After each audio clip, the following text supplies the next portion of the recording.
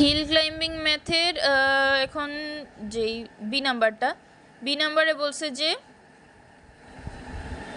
প্রশ্নে দেওয়া আছে এসই বা ওল্ড স্টেট এনার্জি বা সাকসেসর এনার্জি দেওয়া আছে 150 ইন সিমুলেটেড অ্যানেলিং, মানে সিমুলেটেড অ্যানেলিংয়ের মধ্যে 3টা পয়েন্ট দেওয়া আছে, টেম্পারেচার দেওয়া আছে, নিউ স্টেট এনার্জি দেওয়া আছে, নিউ স্টেট এনার্জিকে অ্যান্টি দিয়ে লিখছে, ওল্ড স্টেট এনার্জি বা সাকসেসরকে এসই দিয়ে লিখছে। এসই এর মান 150, অ্যান্টি এর মান হচ্ছে 128, টেম্পারেচার হচ্ছে 8 ডিগ্রি সেলসিয়াস বা ফারেনহাইট, যাই হোক।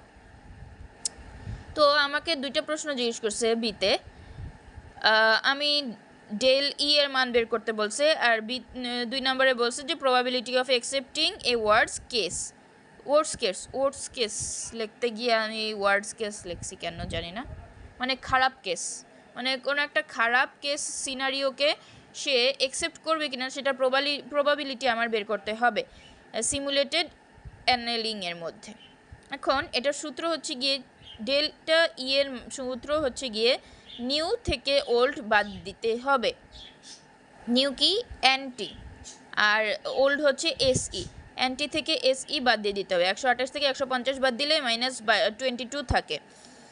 যেহেতু এটা নেগেটিভ একটা ডেল্টা ই এর মান বের হয়েছে, এনার্জিটা নেগেটিভ, তার মানে এটা হচ্ছে কি পজিটিভ দিকে যাচ্ছে না, নেগেটিভ দিকে যাচ্ছে, তার মানে এটা হচ্ছে কি worse case. New state is worse than the current state. Energy খারাপ দিকে ইনক্রিজড হচ্ছে।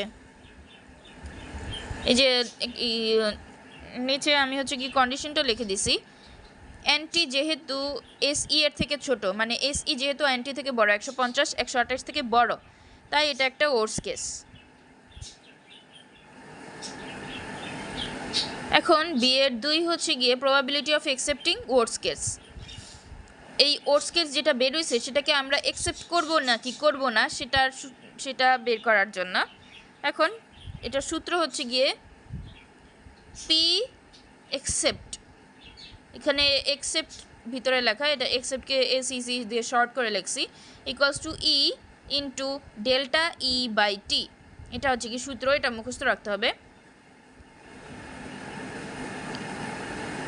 ই ক্যালকুলেটরের মধ্যে এটা লিখতে হবে, ই এর একটা অপশন আছে ই টু দি পাওয়ার দিয়ে, ওই বক্সটা দিয়ে দেন হচ্ছে কি এটা -22/8 দিলেই এটার অ্যান্সার চলে আসবে। দেন হচ্ছে কি আমরা জানি যে এটাকে আমরা 100 দিয়ে ভাগ করলে এটার চলে আসবে, যে শতকরা মানটা বের হয়ে আসবে। The probability of accepting the worst case solution in simulated annealing SA is approximately এইটুকু answer.